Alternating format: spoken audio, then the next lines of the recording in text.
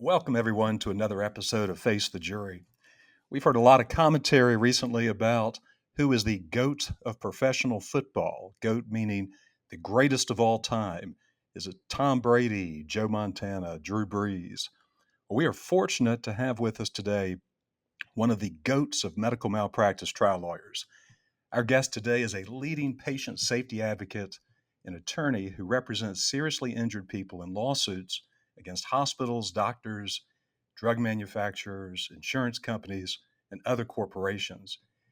Our guest today practices trial law in Washington, D.C., and has achieved amazing results for his clients over a career now spanning 4 decades.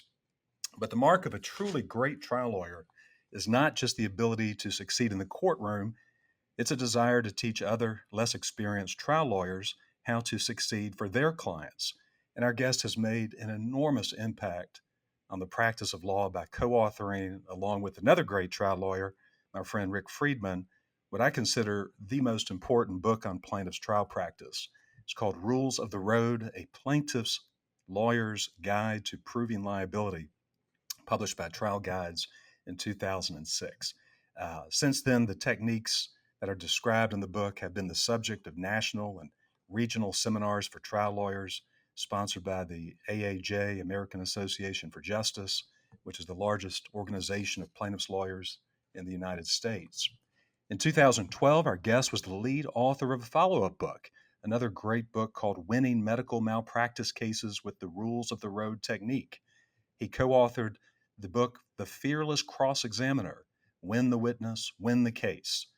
This book aimed to overturn standard advice on how trial lawyers should conduct cross examination and instead advocated a more analytic and adaptable approach. Before attending law school, our guest was a medical writer and investigative reporter for the Miami Herald.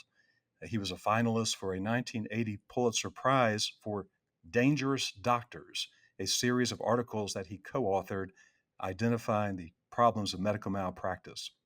He earned his JD from Yale Law School in 1984. He was a law clerk to Judge Gerald Gessel of the U.S. District Court for the District of Columbia in the mid 80s. Judge Gessel was famous for presiding over the Watergate trials and later the Iran-Contra trial. After clerking for Judge Gessel, our guest worked for 22 years for the law firm now known as Stein, Mitchell, Muse, and Cipollone. Our guest has received just about every honor and award there is for trial advocacy. He is a longtime member of the Inner Circle of Advocates, an accomplished amateur photographer, and an all-around Renaissance man. And it is my pleasure to welcome to this show Mr. Patrick Malone. Pat, welcome. I recognize myself, but I guess I'm in there somewhere. Well, the hardest part of that introduction was the editing, because I could have gone on for another hour and not given you a chance to talk. But I really appreciate you being here with us today, Pat, and sharing some of your wisdom and experience as a trial lawyer and a teacher and just an all around great guy. So thanks for being here. Um, so when I was preparing my show notes um, and thinking about some of the things that would be interesting to our audience, recognizing that this podcast is focused primarily on issues of medical malpractice. There's so many aspects of your background that I find interesting. The first one is your education. You're a Yale Law School graduate. When I think of Yale, I think of Supreme Court justices and big law and New York City ivory towers. We don't necessarily think of a trial lawyer in the trenches, in the courtroom, talking to juries. So tell us how this happened. How does a Yale man end up dedicating his career to helping patients? Well, I kind of ended up at Yale as a matter of luck and good fortune. I think they accepted me because I looked a little bit different than the typical overachieving high LSAT recent undergraduate person. And instead, I had spent 9 years in journalism. As you mentioned, I was at the Miami Herald, and before that, I was at United Press International, and so I was kind of down there already in the trenches trying to talk to regular people, explain complex stuff, because I focused on medicine and the healthcare system. And so I was kind of primed to be more of a people's lawyer. And then getting into Yale, I discovered very happily that Yale at that time had and still does have a very strong clinical program, and advocating for people. They had a prisoners legal project for habeas work and prison conditions litigation. They had a family law clinic, which I was also part of. I actually argued a case in the Second Circuit when I was a law student that wound up as a reported decision about the rights of foster parents. They used to take foster children very arbitrarily out of foster homes. It would just break your heart to read the facts of some of these cases and talk to the clients. And we were able to establish a little modicum of due process for those folks, the foster parents who had fallen in love with their children, which is something that the social workers do not want them to do, even though it's a very human reaction. And that we had a mental health clinic where we went to the state mental hospital and helped people there with their petitions to be released. And so it just got you in tune with the world of human reality and tragedies all out there up and down the line. So the Yale of big law, I was never really a part of that, but had plenty of friends who were, and it was just a good place that had a lot of intellectual ferment of all sorts. Well, what I find really interesting, Pat, is that is that you did work sort of exposing the problem of medical malpractice before you ever went to law school. I believe you wrote a book. I don't know the exact timing of your book, but you wrote a book called "The Life You Save: 9 Steps to Finding the Best Medical Care and Avoiding the Worst." And I believe I mentioned in your introduction that you were a finalist for a Pulitzer Prize regarding. I think the title was "Bad Doctors" was the subject. Tell us about that. Yeah, the so so that was the book.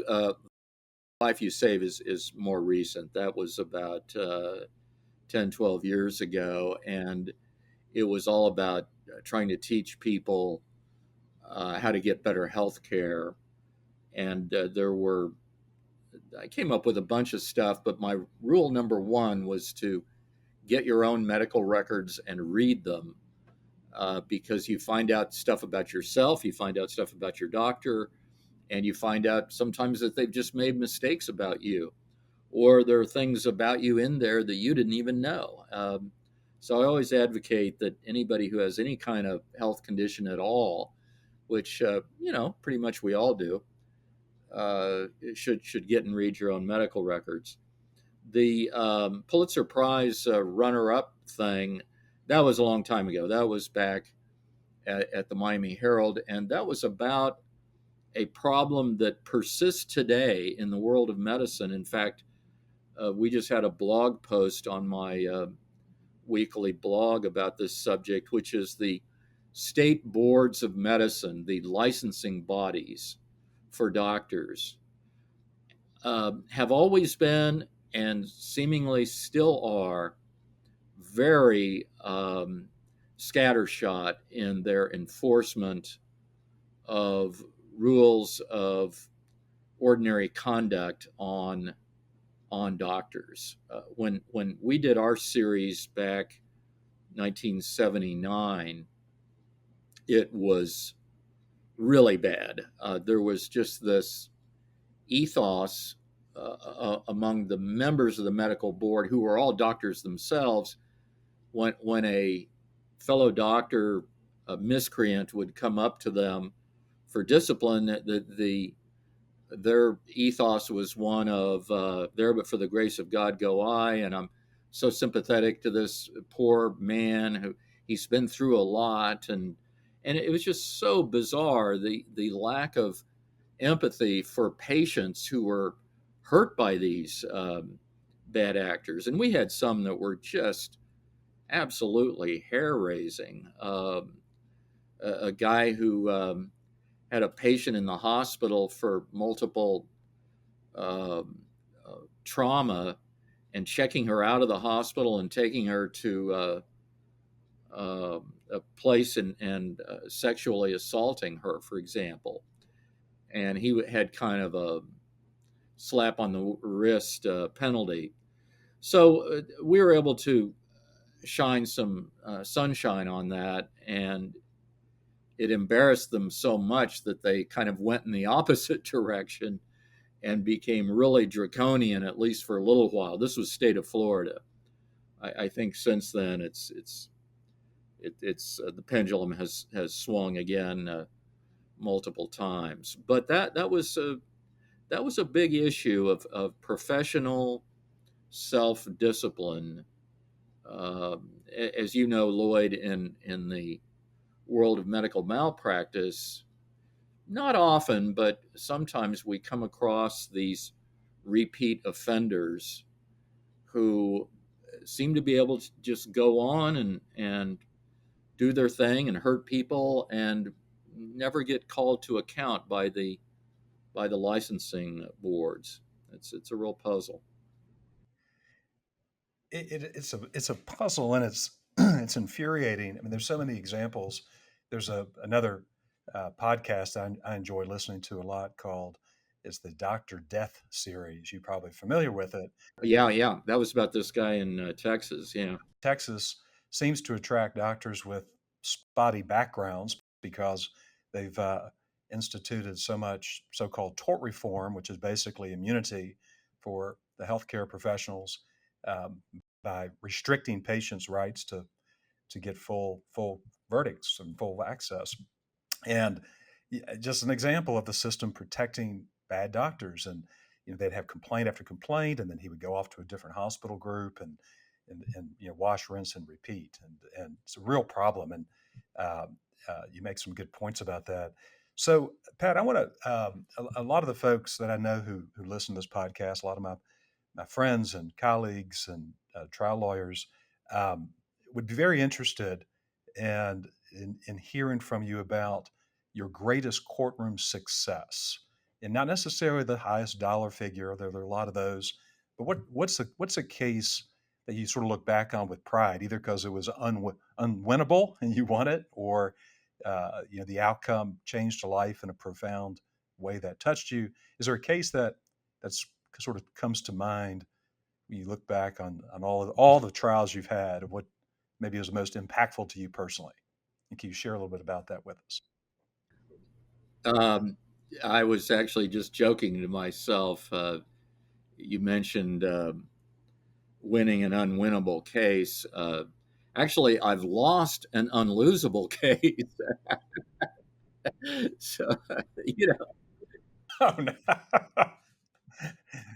I'm going to get that's my next question. We're going to get to the tougher question in a minute, but let's start with the positive. Let's start with the positive. yeah, yeah, yeah. Start with the positive.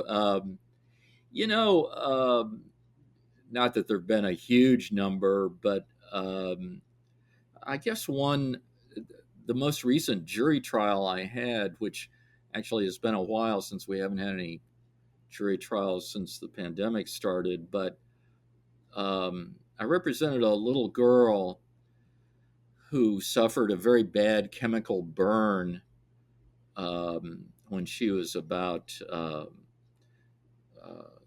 I'm sorry, 2 weeks old. And she was in the newborn intensive care at one of our local hospitals here in DC, actually Georgetown Hospital, pretty prestigious hospital. And she had been born about 6 weeks, or I'm sorry, 8 weeks prematurely. Did not have any super big health problems, but was being fed through an intravenous line that was hooked up to her ankle. And Rachel was, not a super tiny little thing, but she was still premature and only weighed a few pounds.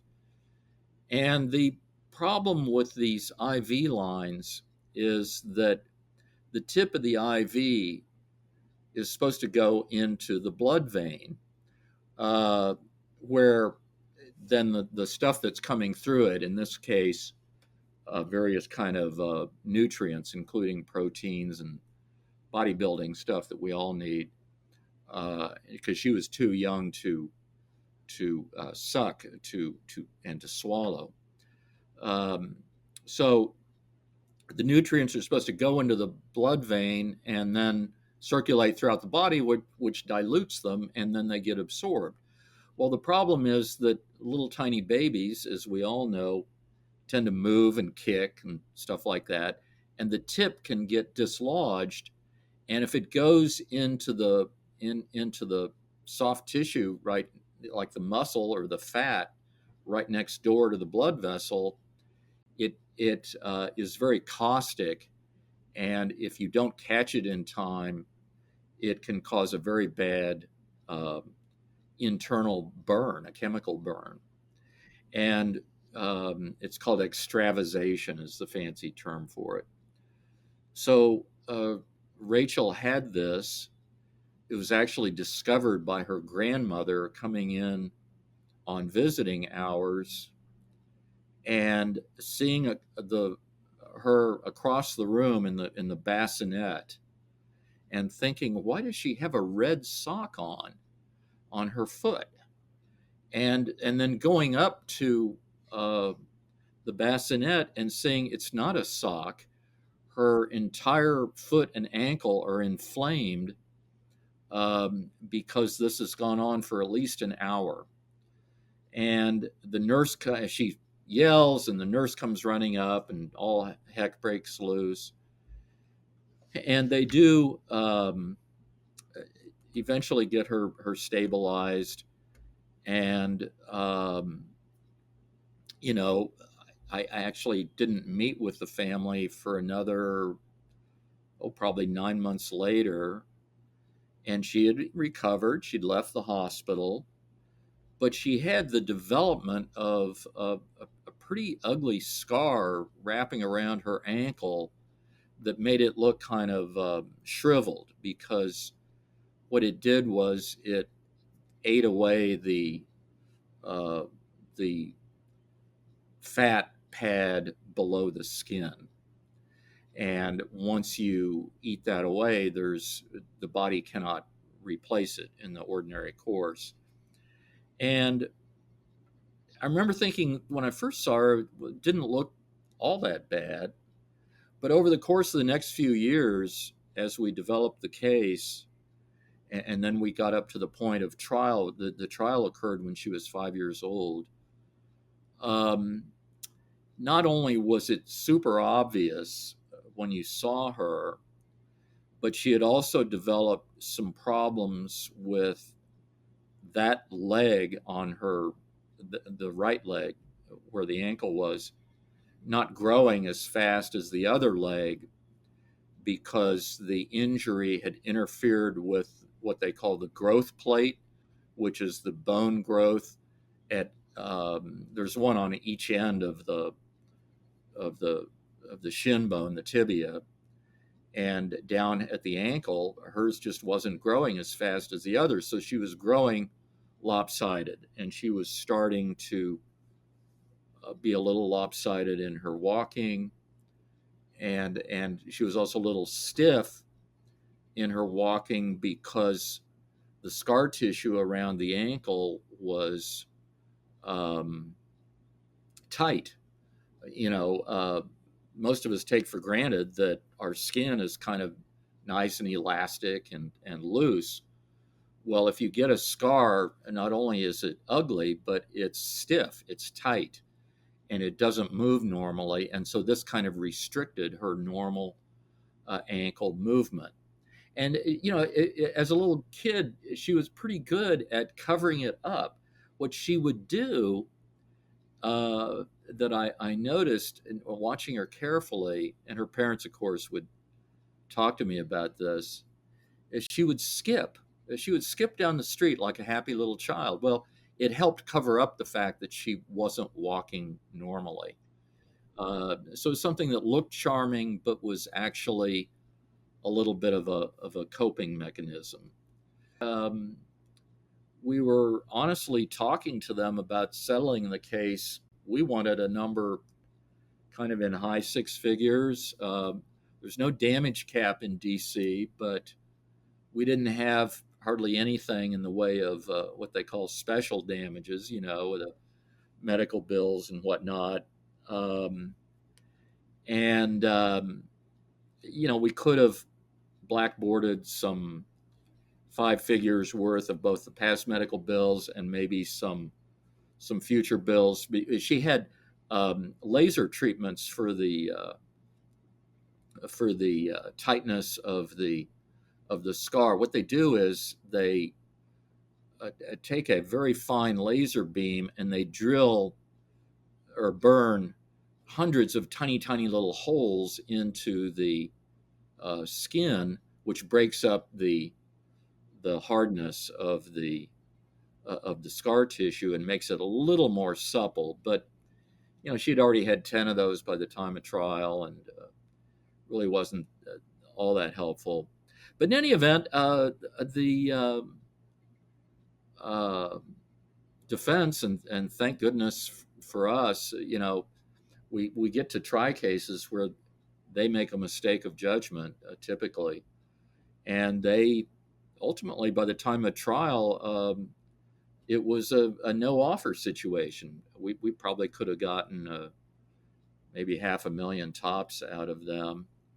And the jury wound up coming back with what I thought was a pretty darn good verdict, but also a verdict that I could look the judge in the eye and say, this is not an excessive verdict, because that was their motion after trial. The verdict was $3.6 million. And yeah, I mean, this is not a inner circle of advocates kind of mega number, but I was pretty happy with it. And the defense filed a post-trial motion saying, "Oh my God, Your Honor, this is the biggest extravasation IV infiltration verdict that has ever been put out in the history of mankind, and you have to, reduce this." Yeah. So the key thing I learned on that motion, um, and this is kind of getting into the weeds of trial work. If you get a good verdict and you have to defend it on a motion for remitted, motion to reduce, do not, do not fall into the mistake of doing comparative verdicts. Um, Maybe you've got the biggest verdict out there, maybe you don't. But when you start comparing apples, you're always comparing apples to oranges. Every verdict is unique and should be defended on its own merits. And that's what we did in this case. In fact, I found there's good case law, by the way. New Jersey Supreme Court has a case where they squarely said the judge should not do verdict comparisons for that very reason. You can never find out enough about the other cases that you're trying to compare, compared to your own, and your own needs to either stand or fall on its own merits. You make a great point, Pat, that I want to spend a moment on, because you're right. I mean, every case is unique because every person is unique, and a person who has a finger injury, for example, uh, is a construction worker. Maybe it doesn't impact their ability to do their job or even their life. But if you're a concert pianist, for example, it's a catastrophic injury. And the piece that drives me nuts is I'll hear some of my colleagues uh, get sucked into this defense trap of looking at verdict reporters in making their judgments on what their case is worth based on these published verdict reporters. And they're companies that make a lot of money compiling plaintiff's verdicts or and defense verdicts. And then you look and you sort of look at the facts and, oh, I have a case that involves extravasation or stroke or whatever it might be. And you start thinking, well, they only got this much. My case isn't.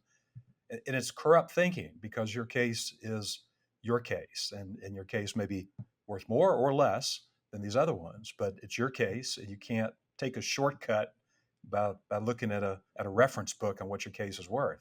That has to come from developing the story, and yeah. Yeah, yeah, I totally agree with you, Lloyd. And it's a favorite topic of the listservs. I'm sure you're on a lot of these as well as I am. I practice in not only District of Columbia, but Maryland and Virginia, our two adjoining states. And it's a frequent inquiry. What's it worth on the listserv? And, in fairness, it's not a horrible question. I mean, there is kind of a range that you can get for particular types of injuries, and there are some that sort of lend themselves to that.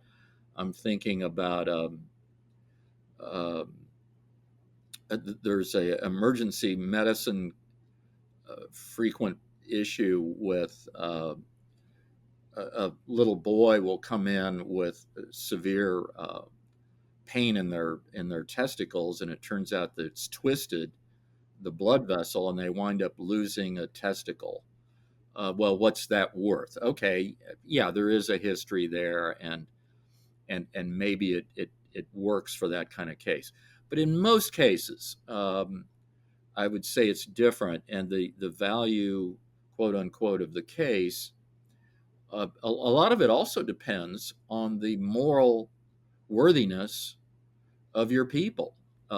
In this a baby case for Rachel, our client, I still remember in the closing argument, one thing I was able to do on the moral worthiness front that we actually kind of fell into, which was I was able to disclaim and say to the jury in the closing statement, you notice, ladies and gentlemen, that on this list of the damages that the judge has read you about the different categories that we can claim, there is not a category for the medical bills that the parents have incurred.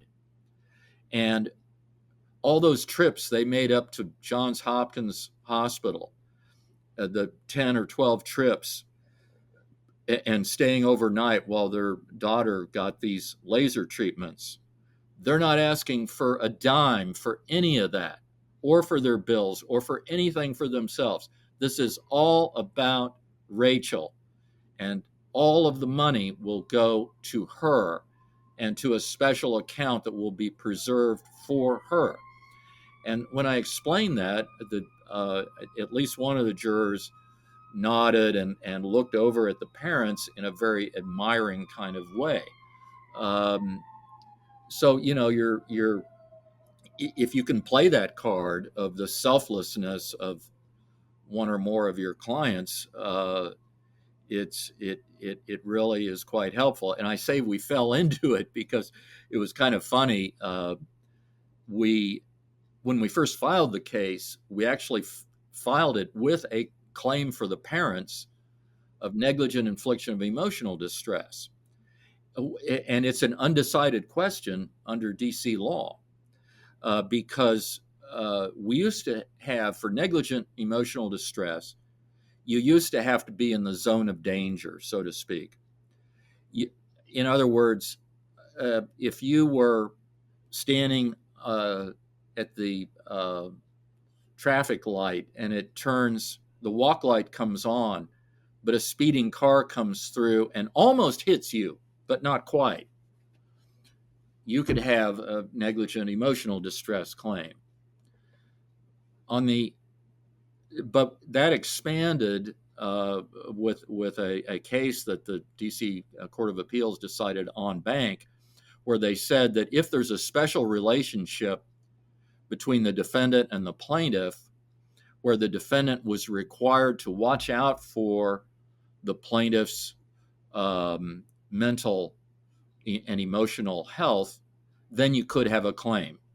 The classic example where they said you could have a valid claim is the claim against the funeral home, where the widow comes in right before the funeral, and they open up the casket to show her deceased husband, and it turns out they mixed up the caskets and it's the wrong person.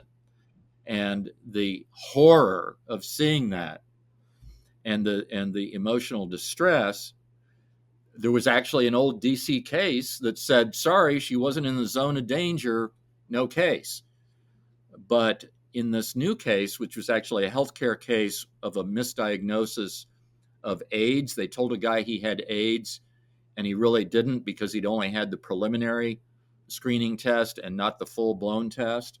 So he thought he had a fatal disease for 5 or 6 years until finally found out he couldn't. In any event, they expanded the rule to say that if the defendant owed you a duty of emotional care, then you could have a claim for negligent emotional distress.